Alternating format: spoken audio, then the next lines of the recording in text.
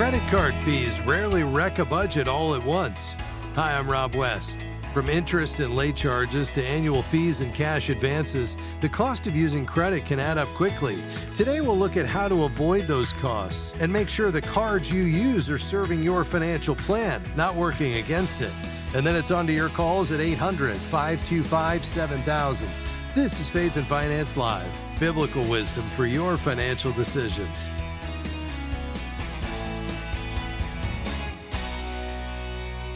Proverbs 21:20 says, "Precious treasure and oil are in a wise man's dwelling, but a foolish man devours it." That doesn't mean we hoard what God provides. It means wisdom pays attention. Good stewardship includes knowing where our money is going and refusing to let avoidable costs quietly consume resources God has entrusted to us. So let's start with the biggest cost of credit cards: interest.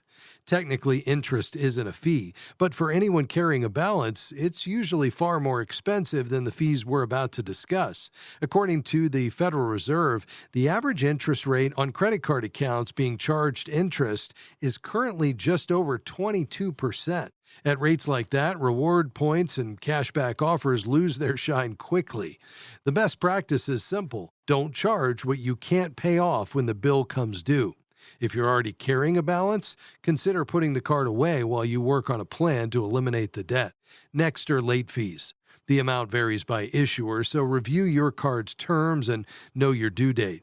Set up payment alerts or automatic payments. At minimum, automate the required payment so an overlooked date doesn't create another expense. Then, pay the full statement balance each month to avoid interest.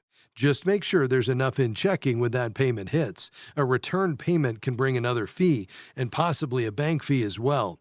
Keeping a small cushion in checking can help protect you. Then there are annual fees. Some cards charge nothing. Others charge hundreds of dollars in exchange for travel benefits, rewards, and other perks.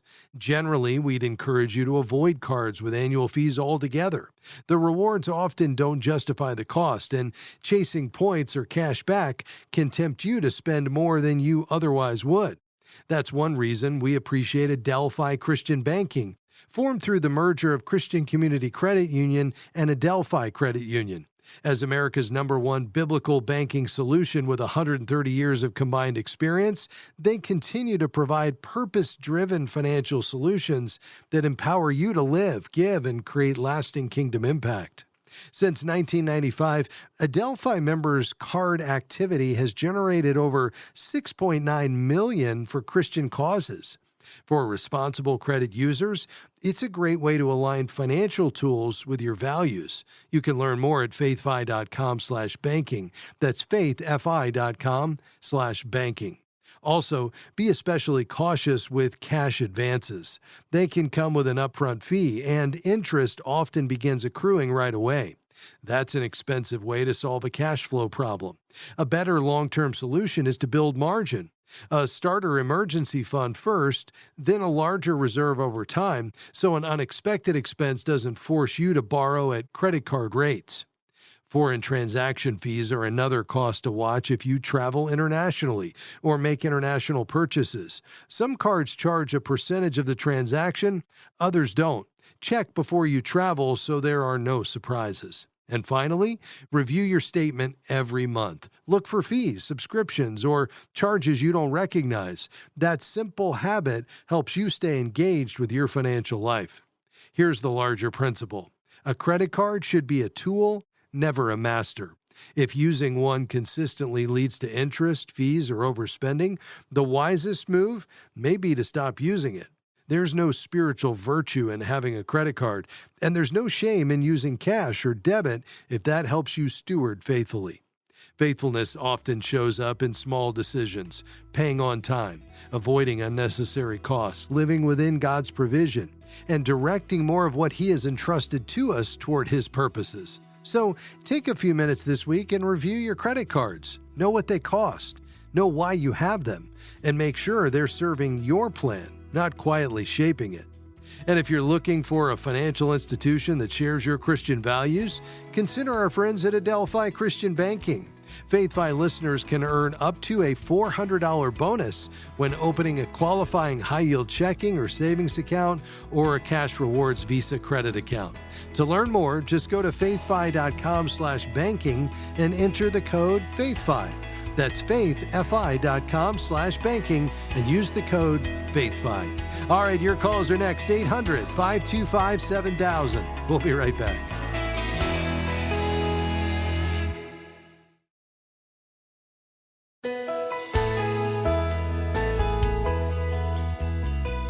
The opinions offered during this program represent the personal or professional opinions of the participants, given for informational purposes only. Any information provided is not intended to replace advice from a financial, medical, legal, or other professional who understands your specific situation.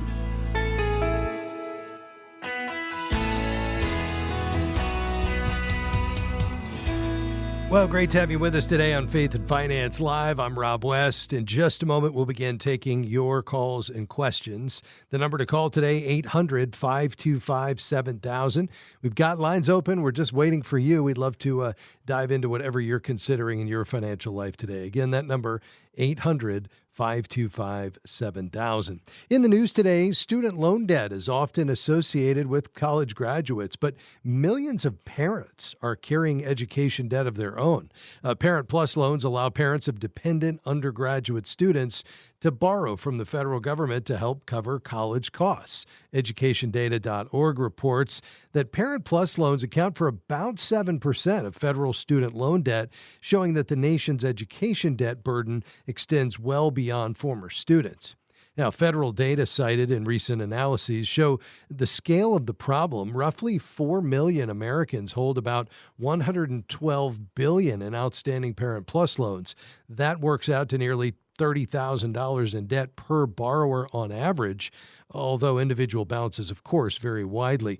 For many families, the loans were taken out to close the gap between financial aid, student borrowing, and the full cost of attendance. Unlike loans issued directly to students, Parent Plus debt is legally the parent's responsibility to repay. The figures highlight how paying for college can affect household finances across generations, and policymakers continue to debate the cost of higher education and student debt. Parent Plus borrowers remain an important part of that conversation, with billions of dollars in repayment obligations tied to their children's education. You know, as kids head back to school, this is, of course, top of mind. Here's my counsel to you. Borrow as little as possible. Get creative. Don't just assume or default to the borrowing because it's easy to do. Now, they are making changes in terms of the federal loan programs, the income-based repayment options, the availability of student debt. I think that's a good thing. You know, the readily available debt at almost unlimited amounts has been a key driver for college tuition inflation, which has well outpaced typical inflation, 7-8% plus annualized. That's why we're in the position that we are. Now, schools are having to deal with the fact that the federal loan program is being right-sized. The funds that were available are not available in the same way, and they're facing a demographic cliff where the number of students available as incoming freshman classes, it's falling off, and it's going to continue just because of the demographics of our country. So that's putting colleges in this real predicament to figure out the go-forward path, not to mention more and more students determining whether or not they need a four-year degree, some going for a trade school or for a certification, others bypassing college altogether. Here's what I would say. First of all, make sure you pursue every other option before you borrow. You know, my kids each entered college. I've had two of them now, and I've got two more, my twin girls, going off next year. They will have entered, or the girls, including next year, will each enter with at least 12 credits of 12 AP classes or dual enrollment. So that allows them to get some of these credits done while they're in high school, which means they just need to take less hours. My oldest just graduated after 2.5 years. That's an opportunity to save. Second, look for ways to work. I was a resident assistant on campus. I paid for my room and board by being available, and I got the opportunity to invest in the the students on my hallway, which was great. What about scholarships and grants? Not just the national ones, not just the scholarships that come from the school. What about locally? Here in Georgia, the power company offers a scholarship of $5,000. Now, you've got to have the grades to get it, but it's available. And I think there are many more scholarships and grants than most people realize. Taking the time to seek them out, again, not just defaulting to an unending amount of student debt, is really key. End of the day, borrow as a last resort, and don't ever borrow based on what you can reasonably expect to repay based on the career path you're on and the expected started salary. Make sure you can repay it in 10 years or less. If you can't, you're borrowing too much. And again, make that a last resort. So hopefully some thoughts to consider as we head back to school and more students thinking about how they're going to cover the cost of college. All right, let's jump into your questions today. Martha from Illinois, go right ahead. Hi, Rob. Thanks for taking my call. Sure. I'm hoping you can point me in the right direction here. I'll certainly try. Thank you. I've just had a vision to develop a small housing community for people who are in my community who are struggling with being underhoused or homeless. And I really feel like God's calling me to look more into it and how I can do that. So I've done some research and I realized I probably need to raise about $5 million to purchase land and about 25 to 30 small homes to help people in this area. I live in a very affluent area. I think it's possible to raise that kind of money, but I don't know where to start or how to get started. So I'm hoping you can give me some direction about that. Like, do I start a 501c3? Can I ask my church to use their 501? I'm just like, what are my options? Yes, it's a great question. First of all, I love the vision. I think this idea that you want to serve those that are in this particular area of need is remarkable. And it would likely be a nonprofit. So you would have to form a 501c3 public charity. That's not for the faint of heart, but it shouldn't discourage you in any way. I would also, just given what you're seeking to do, I would reach out to the Chalmers Institute. Chalmers is probably the leader in thinking through how you work with and address poverty, and certainly homelessness goes kind of along with that, and taking a relational approach and really dealing with the whole person and how you come alongside them in a way that's respectful and leads to lasting change. I think the Chalmers Institute has done the deepest work on that. They have curriculum that's available for churches, and they're just doing some really great thinking in that area. So I would check that out. You'll find it with a quick Google search.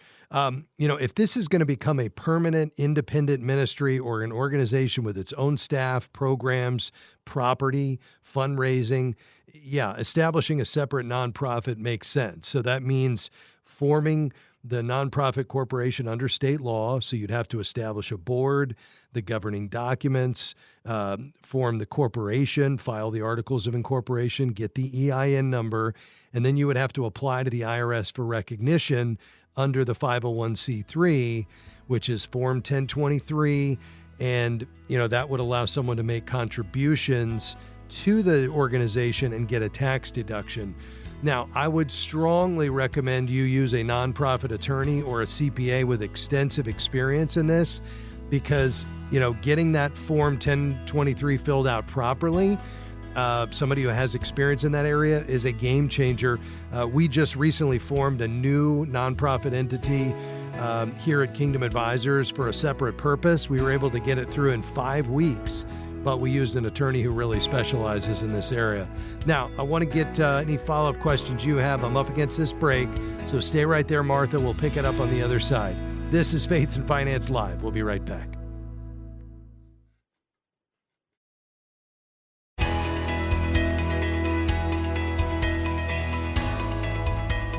Thanks for joining us today on Faith and Finance Live. I'm Rob West. We're taking your calls and questions today. The lines are filling up, but still some room at the moment. We'd love to hear from you. 800-525-7000.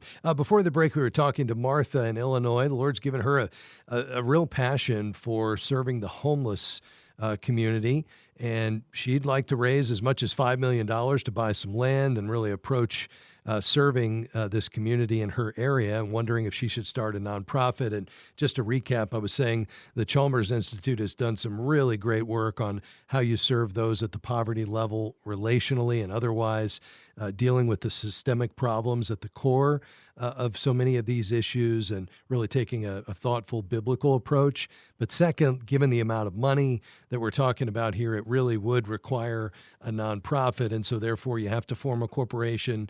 You've got to have a board of directors. You've got to have a business plan. You also have to file to get the nonprofit status before the IRS, which really you need a competent nonprofit attorney or a CPA who has experience in helping you fill that out. And in doing so, you can actually get that approved relatively quickly. But that's just the beginning. And then all the real work starts at that point. So give me your thoughts on all that, Martha. No, it sounds great, and it's definitely some direction that I've needed. I've wondered about that because I know it requires some work on the back end. And I do happen to have a lot of experience working in this field, and I'm encouraged that there are other communities doing similar things. And one of the things I wanted to, like my longer term plan was to be able to develop a template or a model for other communities who would like to do something similar. But yes. I do have another question if you have time. Sure, go ahead. So, in considering the avenues that I would have to appeal to donors, I just wanted to know your thoughts about how to appeal to donors for large portions of maybe their income that they need to avoid being in higher tax brackets. That, like, where could I go to find people who need to get rid of money so they can be in lower tax brackets? Here's what I would say to that. Although it's nice to be able to get a tax incentive with our giving, people don't give for tax incentives. They give based on their vision. And it's ultimately based on their vision, especially for Christ followers, in a way that it intersects with your passions, the deep needs of the world, and the heart of God. And so I think, the very best thing you can do is create a really clear vision for the problem that this ministry will solve, and how you will do that in a thoughtful way that leads to real life change and tangible outcomes, how you will steward the money well, why you are an expert, or you can surround yourself with experts in doing this, how you're going to report the results that you're going to see, and why you're going to be able to do it in the name of Jesus in a way that furthers the gospel and kingdom, thy kingdom come, thy will be done on earth as it is in heaven. So I don't think you appealing to someone to kind of help them out from a tax standpoint is going to do it. I think it's really about the mission and the measurable impact and the trustworthy stewardship in a way that lines up with God's heart in Scripture that really is going to be the driver. Yeah, well, that makes absolute sense. So I would just need to get the word out there and just see who God brings on board. If he'll be the one who's doing this, it's going to be nothing in me. So I think that's right. And perhaps start with a board of directors. There's different types of boards of directors. There's, I've been on boards before that are what you would call wisdom boards, where, that's a fully functioning ministry and it has, figured out its business model and revenue generation and so forth. And the board is really just there to provide wisdom. You have worker boards where, they're in the mission with you doing the tangible work on a day-to-day basis. And then you have funding boards, which are boards that have caught the vision, that have financial capacity, and they're willing, as a part of their role on the board, to come alongside you and provide significant funding because they believe in you as the leader, they believe in the vision of the organization, and perhaps starting with that core group, that would catch this vision, that would be willing and have the ability to write some big checks, who could also, potentially come onto your board. Now, you need to make sure they're the right board members that aren't just trying to control the organization through their giving. They have a real heart for it. They're willing to, stay in their lane, because boards really aren't supposed to dip down into operations. But, that might be a good starting place with a core group of donors that could come alongside you. And perhaps you start praying that God would make that, clear, that there is a group of people who are willing to support this as one evidence that you should take the next step. That sounds amazing. I'm so grateful for your input. I have a lot to think about. Absolutely. In the meantime, and perhaps you've done this because you said you have some experience, but maybe a starting point is to be a part of an organization who's already doing this well in your area, where you could, get into some of this ministry work, and maybe they want to expand. Maybe you could just lend your support to what they're already doing without having to form a new organization. Now, at the end of the day, maybe the Lord absolutely leads you to start something new, and I wouldn't for a moment say that that's not where he's leading, but I would just go slow and let him confirm that along the way. Martha, we appreciate your call today. May the Lord bless you. Well, folks, we're going to take another break here in just a second. When we come back, we have some more questions. We're going to talk about annuities and, where they fit. That's what Carol wants to know more about. Susan's in Chattanooga. She's wanting to know about tithing on an inheritance, and perhaps your question as well. The number to call, 800-525-7000. Again, that's 800-525-7000. Hey, we're just 2 weeks away from the end of August. Why does that matter? Well, our partnership with Preborn comes to an end August 31st. If you're not familiar with Preborn, an incredible ministry that provides free ultrasounds to moms considering an abortion. They share the love of Jesus with them. They get to see their baby, and if they choose life, they journey with them for up to a couple of years with diapers and resources. Every $28 given will go to fund one of the 1,500 free ultrasounds we'd like to provide through FaithFi. Go to faithfi.com/preborn to learn more. We'll be right back.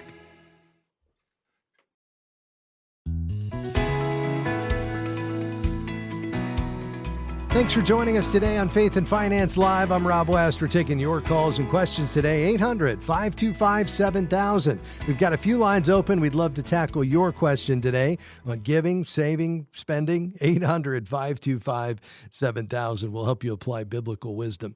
Let's go back to the phones. Carol is in Michigan. Carol, how can I help you? Hi. Thanks for taking my call. I'm 60 and my husband is 63. And right now we are living in, I guess, what I call a money pit, in a house with a hill that we can't mow, and we feel like we're being forced to move out, and we're going to be going into an apartment. The issue is we have not a lot of money. We have, about $3,600 between the two of us. I get Social Security, disability, and then also my husband's income. Our apartment would be something like $1,100 a month. When we sell our house, if we decide to do that, we'd be getting probably $240,000 after realtor expenses and all that. And I guess I'm wondering a couple things. Wondering about an annuity, if that's a good idea with an income level that much. And also, I talked to a fiduciary advisor who said he would charge like a 1.25% fee per year to help us come up with a plan. So I'm just kind of wondering if either one of these things are a good idea or what we should do. Yeah. Well, I appreciate that. And the nice thing is when you get out of the house you're calling the money pit, and I understand how frustrating that can be and how expensive it is, it's a great time for you to take a breath and formulate that plan moving forward as to what does your financial foundation look like? How do we make sure we have enough in emergency savings? How do we make sure we have a budget where we're living within our means? So you're not taking on any debt, but we're also prioritizing things like, in addition to just the monthly bills, are we able to give regularly at a level that we're happy with? Are we saving for the future? Maybe you have a company plan at work, or you could form your own retirement plan if you don't already have one, but are you putting something into it? And then with the $240,000 that you would have net, I would probably not do anything right away until you know kind of what your future plans hold to the best of your ability. Because, for instance, if you all decided, let's say in the next 3 years, you'd like to buy a home, well, that's going to dramatically change what we do with the $240,000 versus you saying, no, we don't have any plans to buy another house in the next 5+ years. One of the downsides to the annuity is the money becomes illiquid, meaning that you can't access it without some significant surrender charges, at least in the early years of that annuity. So although it can provide some guaranteed income and some guaranteed returns, there's always a cost to guarantees. And the cost is going to come in the form of either illiquidity, meaning you can't get to the money, as I just said, or secondly, you're going to have to give up some of the upside. On the other hand, the fiduciary that you talked about, which just simply means he's an advisor or she is, that is legally obligated to put your interests above his or her own in terms of how they manage the money or the products they recommend, could manage this money for you, help you grow it, but also make sure you have access to it. However, if you think you want to get to this money in the next 5 years to buy a home, we don't want to invest it. We probably want to put it in things like money market and CDs, because what if 4.5 years from now, the market heads down because we're in a recession and that portfolio that fiduciary is managing for you is down 30%. And now all of a sudden you're trying to sell the stocks to buy a home, you could take a pretty significant loss. And so that's why we need to match the investments to the time horizon. So let me stop there and just kind of get your thoughts on maybe what the next 3 to 5 years holds in your mind. Okay, yeah. Well, we wouldn't be looking to buy another home because the house we have right now is quite old, and it's a couple realtors have already told us that if we bought anything smaller or, I don't know, we'd have double taxes from what we have now because I've lived here so long, which we couldn't afford.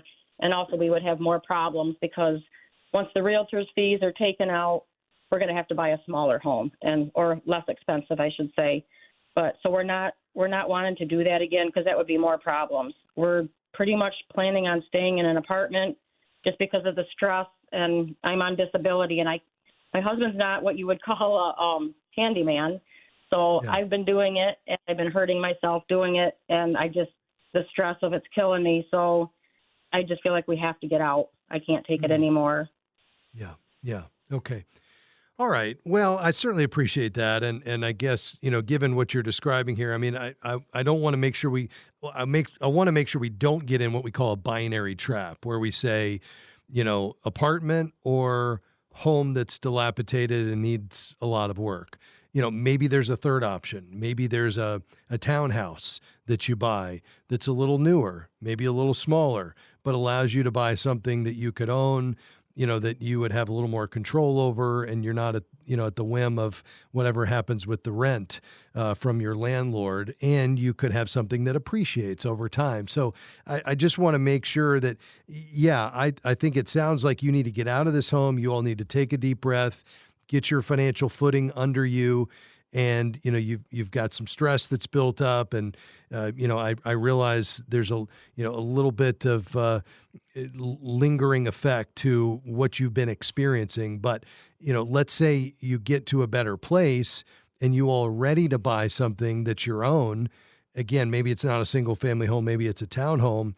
I just want to make sure that the investment strategy matches the possible plans you might have over the next 5 years, and that we don't get locked into something that could limit the decisions you can make in the future. So I think connecting with a certified Kingdom advisor makes sense to do some planning, figure out what your income sources are going to be in retirement, figure out how to manage this $240,000 between now and whenever, you decide if in fact apartment living is your long-term plan.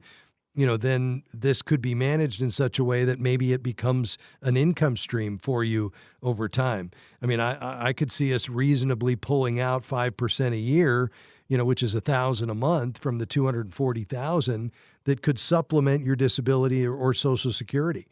And that could be a real blessing. And that's very possible with the right money manager. who's prioritizing safety and income, but could also generate a reasonable rate of return for you. So I think you're right. I think the advisor is the next step. I just wouldn't lock this up in an insurance product given some of the uncertainties of what the future may hold. Okay, so kind of wait on thinking about an annuity and maybe invest in other things then? I think that's right. And I think as a part of the planning process to determine what are your income sources in the future, what does your budget look like, where are you guys ultimately going to settle? Is it something that you might buy that's smaller and townhome? Is it, apartment living for the foreseeable future? Then I think you can determine what investments to buy. In the meantime, I'd probably stay with things like CDs and money market. The good news is those things are paying 4 and 5% right now. That's a blessing. So you can have a high degree of safety, have predictable liquidity, still get a reasonable rate of return, and buy yourself some time. So over the next 12 months, maybe you make that decision as to where you think the Lord may be leading you all, longer term, 5 to 10 years plus. And that's where an advisor could really shine. Perhaps it's the one you know. Maybe you find another to consider at findacka.com. But I think in either case, getting some professional counsel makes a lot of sense, and they can help you in managing the money. Carol, thanks for your call today. We'll be right back.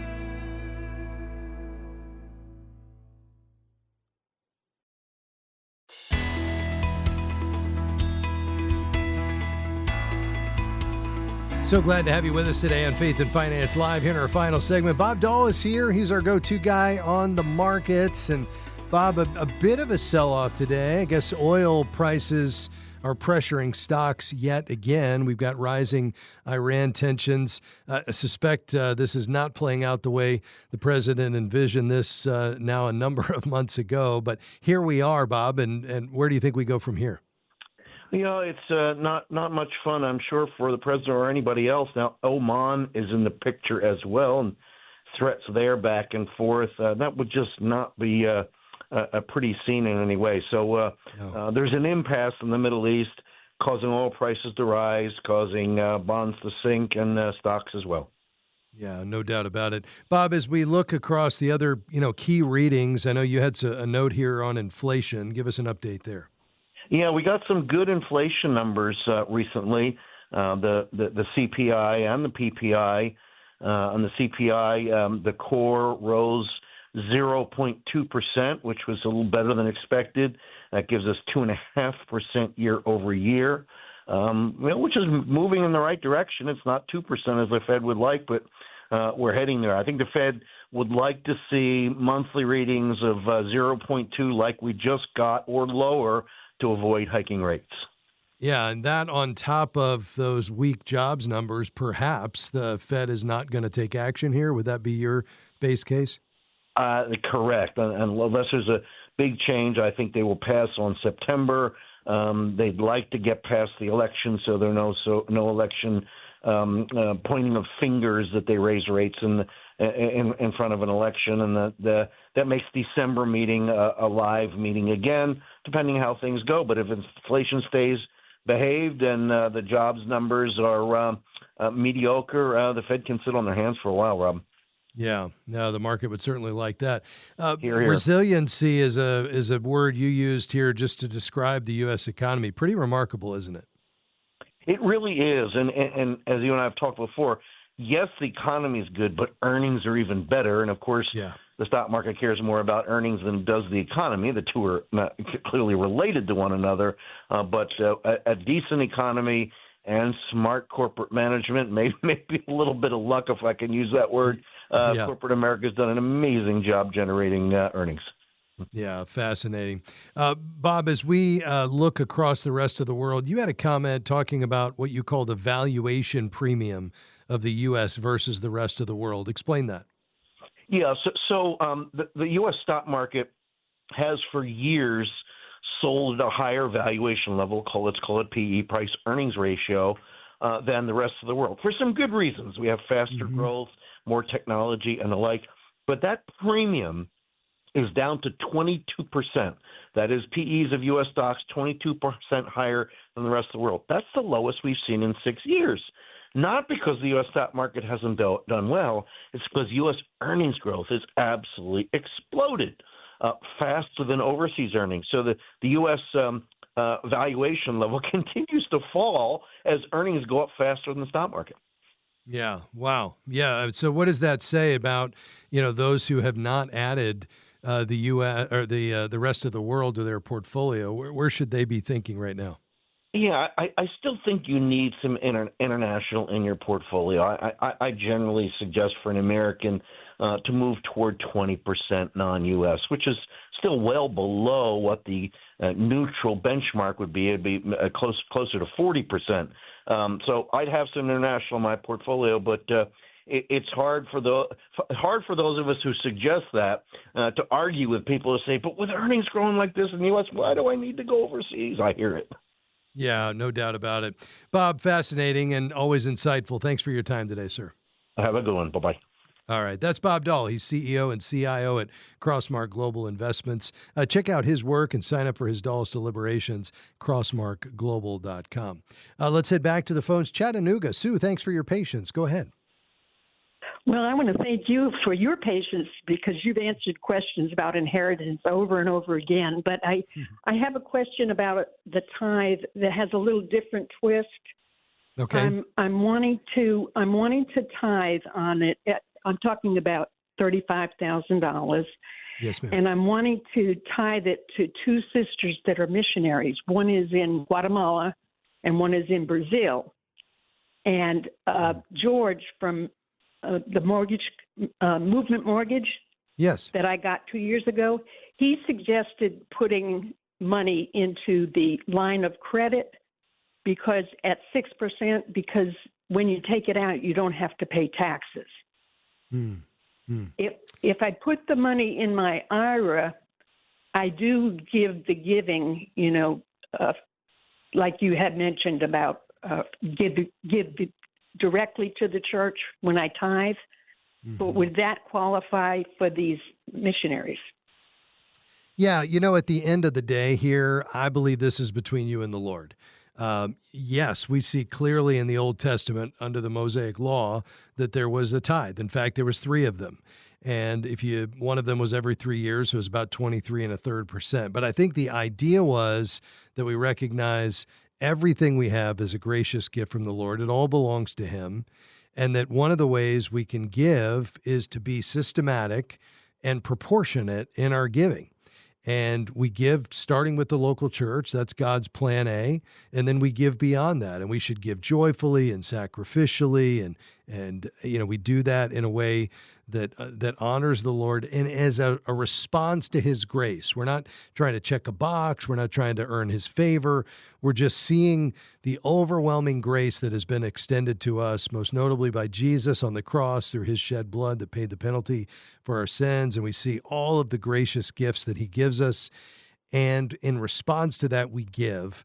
And I think giving proportionately, following the principle of the tithe is right. Now, the ultimate amount and where those go, I think is between you and the Lord. I mean, clearly we see, plenty of things that are on the heart of God with respect to giving. We see the ministry of God's word on full display in Scripture, the poor and needy, prisoners, food, clothing, and shelter, the ministry of God's justice, widows and orphans, and the oppressed and helpless victims, and then the ministry of God's word, which you're talking about, evangelism and preaching and discipleship and teaching. And I think all of those are clearly on the heart of God, and the extent to which they intersect with your personal passion and where you feel like your convictions and where the world's needs intersect with God's heart is absolutely a place to give. And so if you choose to give to that out of your inheritance, I love that. And I think that's ultimately between you and the Lord. So I wish I could say there's a right way and a wrong way to do it. I don't think there is, as long as you're giving with the right motivations.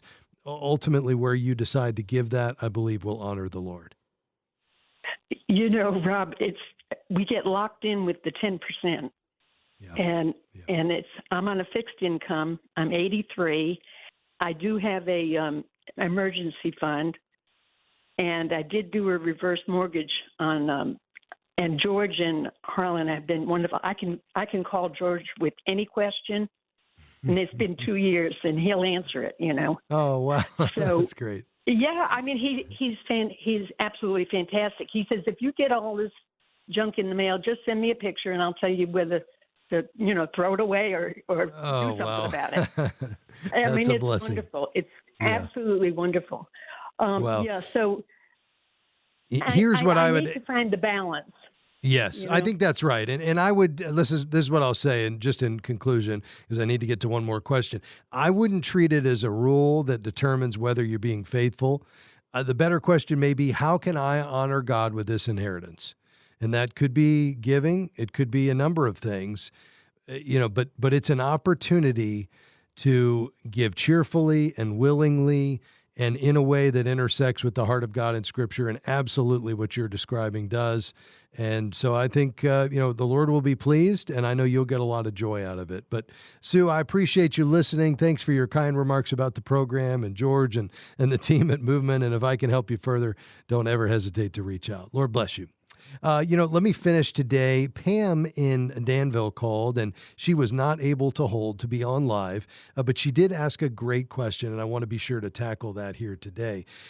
Pam asked this question. She says, if a person has a testamentary trust and a payable on death, as well as a transfer on death, what role does the testamentary trust play? What's left? And is it just the furniture in the home? Let me just say potentially. There's an important distinction here. A testamentary trust, Pam, is a will or is created by the will at death. It generally receives whatever assets the will directs into the trust after the assets go through the estate process, the probate process. It does not automatically control assets that already have valid payable on death and transfer on death beneficiaries. The IRS notes that the beneficiary designated assets pass outside the will and probate. So imagine the person has essentially every financial account with a POD and a TOD to the children. Well, those assets would go directly to those beneficiaries, not into the testamentary trust, unless the trust itself is named as the beneficiary. So what's left for the testamentary trust could indeed be things like furniture and jewelry and vehicles and collectibles and potentially individually owned real estate. Tangible personal property, can be, go through probate properly. I would just say, at the end of the day, you need to ask why the testamentary trust was created. And, I wouldn't assume that it's merely as the place where the furniture goes. I'd have the estate attorney review the will, the trust provisions, the account titles, every beneficiary designation together and coordinate at the end of the day to make sure that everything is being done as you intended and that testamentary trust is accomplishing the purpose for which it was created. Pam, I hope that helps. Faith and Finance Live is a partnership between Moody Radio and Faith 5. Big thanks to my team today, Taylor, Tahira, Josh, Dan, and everybody here at Faith 5. We'll see you tomorrow. Bye-bye.